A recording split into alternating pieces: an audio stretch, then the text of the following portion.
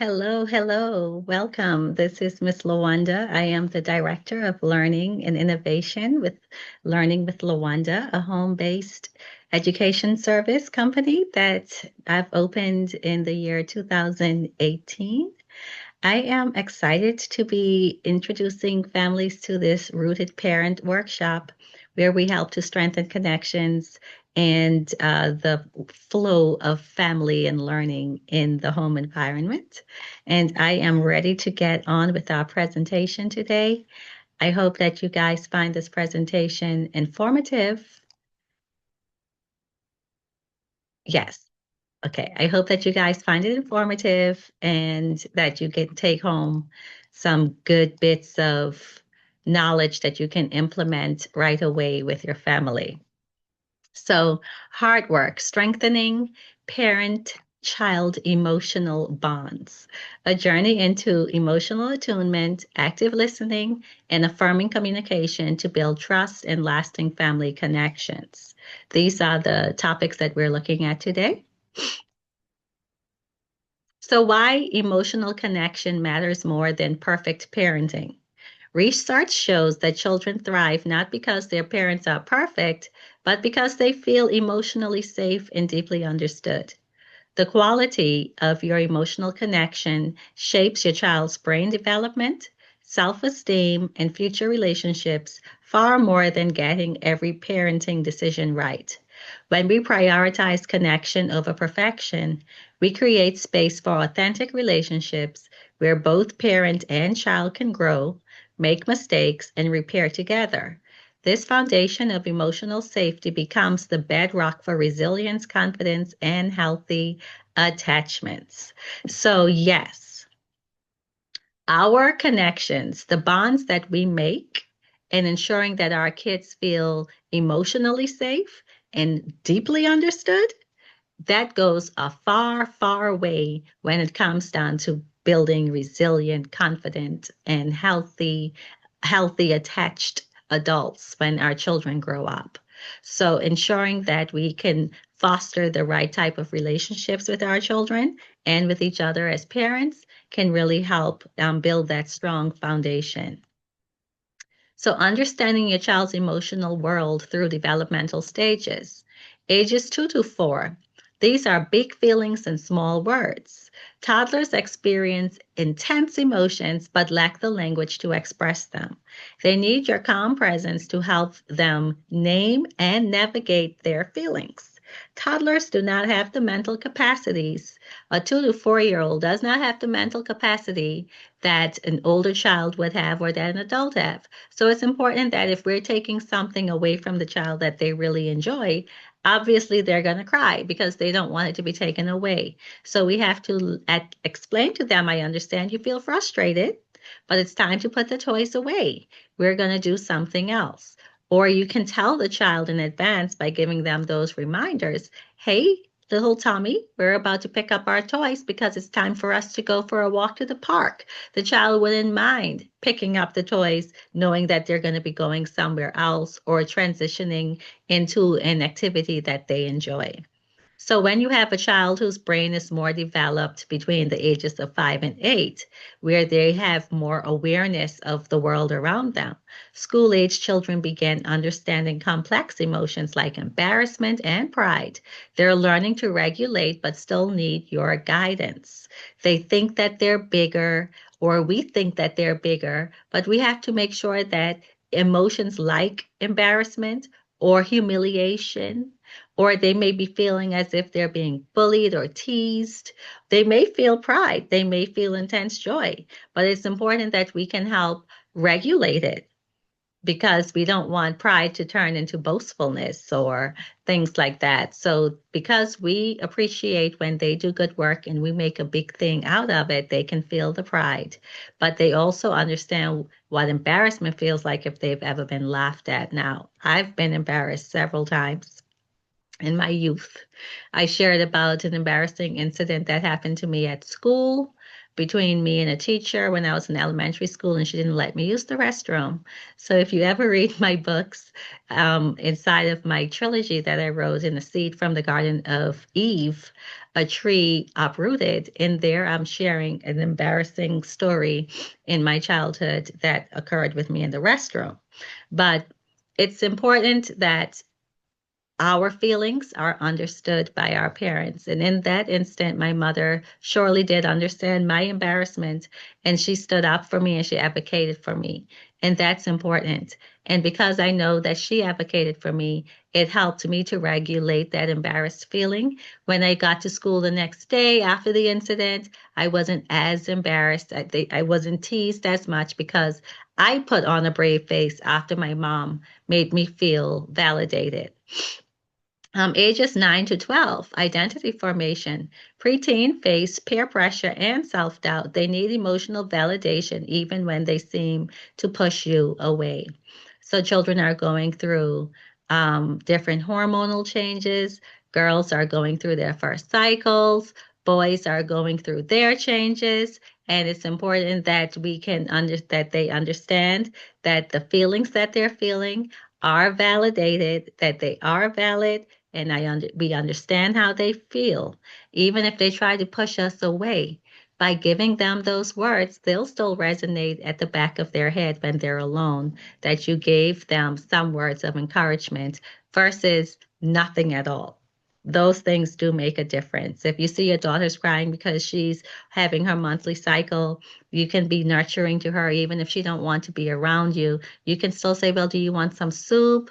Do you want a heating pad? Do you want me to get you some ice cream? You give her her space. She know you care, even though she's in her feeling.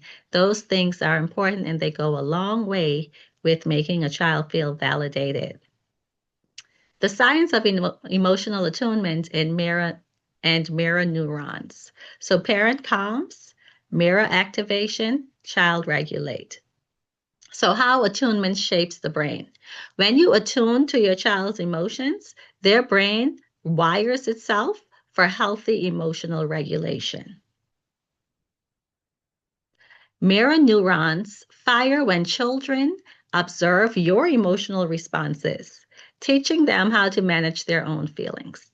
This neural mirroring explains why your calm presence during a meltdown helps more than words. Your regulated nervous system becomes a template for your child's developing emotional brain, creating lasting neural pathways for self soothing and resilience. So, when you attune your child's emotions, their brain literally wires itself for healthy emotional regulation. So when you can really calm yourself emotionally before going to the child, then that child can mirror you and observe how you're responding.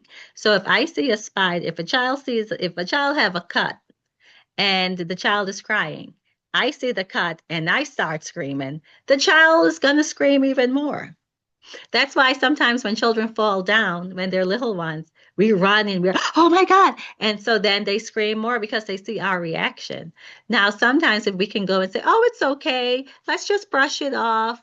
You're fine. See that they calm down quicker. They learn that, yes, I fall, I can get a scraped knee. It'll be bruised a little bit, but I can still walk. It helps them to kind of self regulate when they watch how we react if we react overly emotional, it's going to stir them to be that way.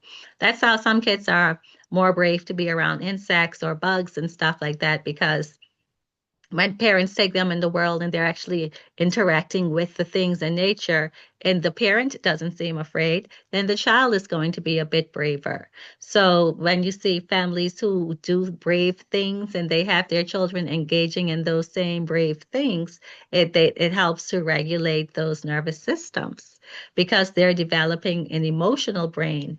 And with these self-soothing and building resilience and all of that stuff, comes through when we can show them how we react, they'll mirror that reaction whenever they're faced in that type of state. So, active listening techniques that make children feel truly heard. Get down to their level, reflect back what you hear, and resist the urge to fix. So, getting down to their level is important. Physically positioning yourself at eye level, the simple act signals that you are fully present and their words matter. Nothing is worse than when a child is talking to a parent and they're looking at the TV or they're in their phone. Yeah, okay. That child know you're not giving them your full 100% attention. By giving them that attention, it shows a sign of respect to what it is that they're trying to tell you. Just like we want them to respect us when we go and break their attention from what they're doing, they expect that same respect. Reflect back what you hear. Example, it sounds like you felt really frustrated when X, Y, and Z occurred. Helps children feel understood and builds emotional vocabulary. Resist the urge to fix. Sometimes children need empathy more than solutions. Stay curious about their experience before jumping to advice. Because sometimes they would have already solved the problem and we jump to the conclusion before they even had a chance to finish. So it's important to hear what all they have to say and rather giving advice, ask them if they need some advice or are they still bothered by it if they're confused about what to do, and give them the autonomy to say, yes, I need some advice, or I don't know what to do. Can you help me? That way, you can start building that trust with your child that they can come to you and you can be a safe person to offer them problem solving solutions. Notice nonverbal clues, body language, tone, and facial expressions often communicate more than words. Acknowledge what you observe. If you see a child is looking upset when they come inside the door, don't just brush it off. Ask them what happened. If in their eyes they look a little sad, are you feeling okay? Did someone bother you today? Did something go wrong? Asking those types of questions can help them to see that you see them. Children want to also know not only that they're heard, but that they're seen and that they're loved and that their feelings are validated. All of these things are important because they're a person. Just the same things that we want are the exact same things that these children want when it comes down to the human acceptance and human understanding. Moving beyond good job to affirming communication. Why general praise falls short. Good job has become reflexive, losing its meaning and impact. Children can sense when praise is automatic rather than genuine. Over-reliance on evaluative praise can actually undermine intrinsic motivation, making children depend on external validation. So, build confidence through specificity. Notice the effort. I saw how carefully you worked on that puzzle. So instead of just saying good job on the puzzle, you can say, I saw how carefully you worked on that puzzle. That's by saying you carefully worked, that piece is what's going to stick with that child and helps them with their confidence building. You're saying specifically what you saw. Describe what you see. You mix three colors to create that shade. I love that shade. What colors did you mix to make that shade? Is this a new color? I don't have this in the bottle. So you can describe what you see. That builds confidence. I like that color. Acknowledge growth. You kept trying even when it was challenging. And that is important. Letting them know that if you keep trying, things will improve over time. And even though it was difficult, I love how you held on and stuck it through and was able to be successful. All of those things are better ways than saying just a general good job. Why is it a good job? Is important and it makes children dependent on making children dependent not on the external validation, but they are intrinsically motivated now because they know if they continue to be careful with what they're doing, or if they continue being creative with what they're doing in art, or if they keep trying even when they have challenges, they understand that they'll get a good reward at the end of it. So that they're telling them what, being specific about what you notice within the things that they're doing helps them to build up those skills. Recognizing emotional triggers in yourself and your child.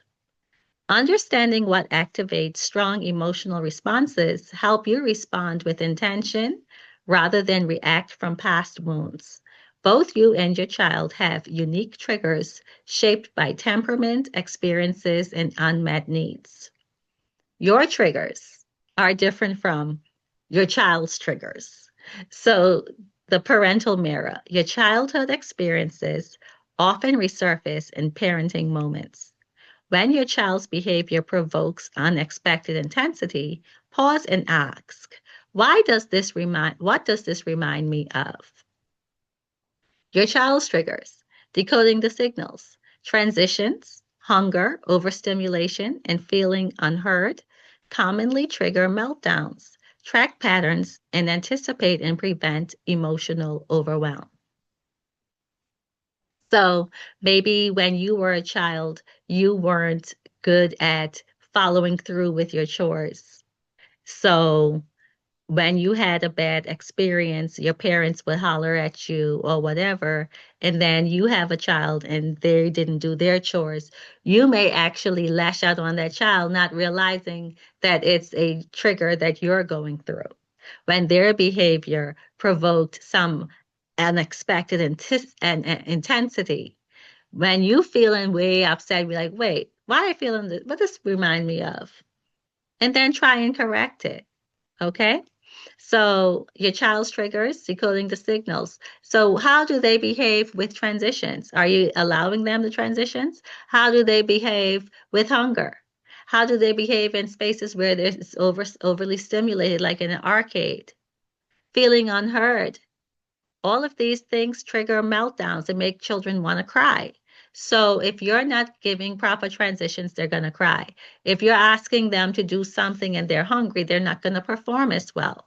So understanding these types of triggers and then actually anticipating what could happen before you even do it will help to prevent a lot of the emotional overwhelm. So, co-regulation strategies for managing big feelings together.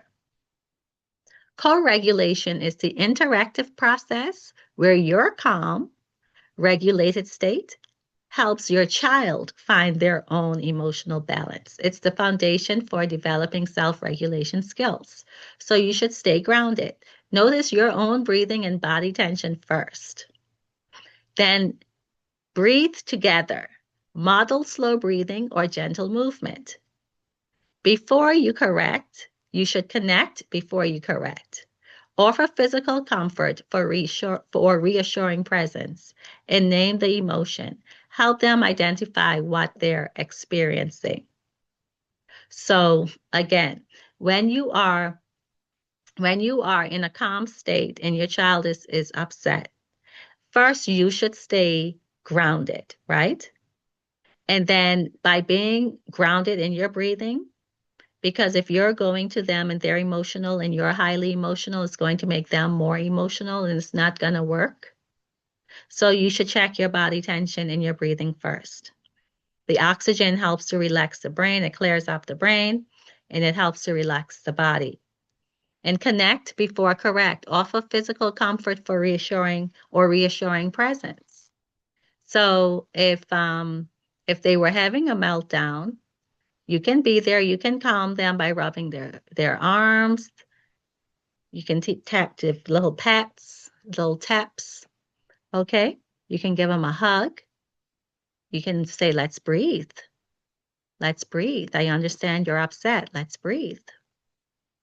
Because they could have gone through something that was very, very triggering. So helping them to slow down and breathe. And you breathe with them. And then you name that emotion. I understand you're very furious right now. And you should be furious because of what just happened. But we can't keep the fury. We have to calm it down and think about what we're going to do next. That helps. That just helped me. And I wasn't even in that scenario, but there I was in that scenario. It really, really helps when we take our time for ourselves first and center ourselves before we go and deal with someone else, with someone else's problems. It's like on the airplane where they said to put your oxygen mask on first and then assist someone else. creating daily rituals that strengthen emotional bonds. The power of predictable connection. Small, consistent rituals create emotional safety and belonging.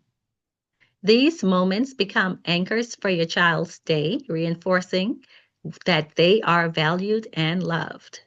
Rituals don't need to be elaborate.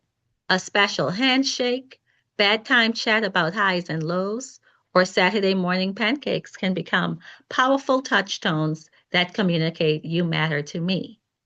So, for instance, in my house, I have young adults now. When we were younger, we ate our breakfast together, we ate our dinner and lunches together, and having that time together, talking about what we're going to do after breakfast, what we're going to do after lunch, what we're going to transition into after dinner. All of those things help to bring me and the children and my husband closer together as a family. And setting up those quiet moments where I could give my kids their bubble baths and get them ready for bed and read their bedtime stories to them. All of those things were just some special routines that I had with my children that I wouldn't trade for anything. It really tightened the bond and also it made me feel affirmed as a parent that I was spending those times with my children that I really needed to spend to make them know that they were both individually cared for, loved, thought of, and had enough time with each of the children. Okay. So, and then now that they're adults, I would make special Sunday breakfasts. I don't cook breakfast every day like I used to because they're young adults now. But every Sunday, I still try to make a special breakfast or brunch for my family so that way we can still get that day where we can really sit and connect as everybody together because my husband is on a different shift. I work different hours, so it's just not as easy for us to always come together as we used to when I was a stay-at-home mom raising the young children. But having that morning connection, that 5 minutes of undivided attention before the day begins, is important. I like to call my kids in the morning, hey, are you up? What you doing? Are you ready for work this morning? This is what we're going to do. I like to have that little undivided attention, see how they feeling before we get started with our work. They work with me. It's a family company. We have bedtime bridge. So a consistent routine that allows for sharing and closeness, especially when your children are young. Now, when they get older, those bedtime routines may change. You adjust as they change, as they grow, but it's important to still have a routine with your family every day. And mealtime moments, device-free conversation about the day's experience. When we do sit down, it's important to put those devices away and really connect with each other. They are already going to be around devices for most of the day. So making sure that you can put it away for that hour or that 45 minutes when everyone is sitting and eating. That way you guys can really connect, plan, talk about what happened, talk about what you're going to do next. All of those things are important for building closer connections and emotional bonds. Practical tools for emotional regulation in challenging moments. Pause and breathe. Take 3 breaths before responding to diffuse your own reactivity. So if a child isn't listening and they do something, hmm, take a breath, breathe and calm yourself. Make sure that you're calmed before going over there with your reactions. Get curious. Ask, what need is my child expressing right now? Rather than how do I stop this behavior? What do they need? Why are they crying? They want this thing here that they're not going to get. Or they need me to let them know that they're going to be okay. Okay. Or they need to know that I'm going to advocate for them. Offer safety. Use a calm voice and open body language to signal emotional safety. Repair and reconnect. Circle back after everyone has calmed to process and reconnect. So if your child is upset, let them know, give them a hug, be there for them. Your voice is calm. You're listening to what they have to say. And after everybody calm down, Go back and check on them before they go to bed, even. Are you feeling better now? Are you ready for tomorrow? How do you think you're going to handle running into this person? Or do I need to come up to the school to make sure that we don't have this problem again? All of these things are important. The goal isn't to eliminate the difficult emotion. It's helping your child to move through them with your support. Every challenging moment is an opportunity to strengthen your bond. And if you do not know how to deal with that challenging moment, there are professionals that we can reach out to that can help us and the child deal with that emotional challenge that they're dealing with. Building your family's emotional toolkit for lasting connection. Emotional connection isn't a destination, it's a daily practice of showing up with presence, patience, and compassion. The tools you've explored today are seeds that grow stronger with consistent nurturing. Start small. Choose one technique to practice this week. Lead with compassion. Extend grace to yourself and your child. Stay connected. Join our community for ongoing support.